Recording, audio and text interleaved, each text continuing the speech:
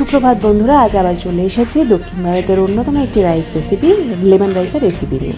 এই রাইসের রেসিপিটা ব্রেকফাস্ট, লাঞ্চ বা ডিনার যে কোনো সময় তোমরা খেতে পারো। এটা বানাতে মাত্র 5 মিনিট সময় লাগে যদি ভাতটা আগে থাকতে করা থাকে।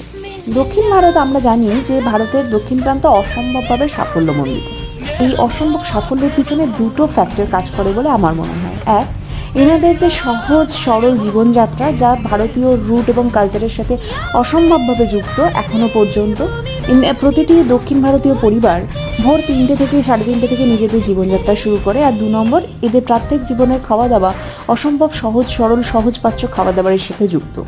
এই সমস্ত রান্নাগুলো যতটা সহজে করা যায় ততটাই সুস্বাদু হয় এবং সহজপাচ্য হয়। আর বানাতে খুব যে বিশাল কিছু দামি উপকরণ লাগে তাও নয়। সাফল্যের পিছনে এই দুটো রিজন প্রধান ফ্যাক্টর হিসেবে কাজ করে বলে আমার মনে হয়েছে। তোমাদের কি মতামত কমেন্ট করে জানিও। নতুন বন্ধুরা আমাদের চ্যানেলটিকে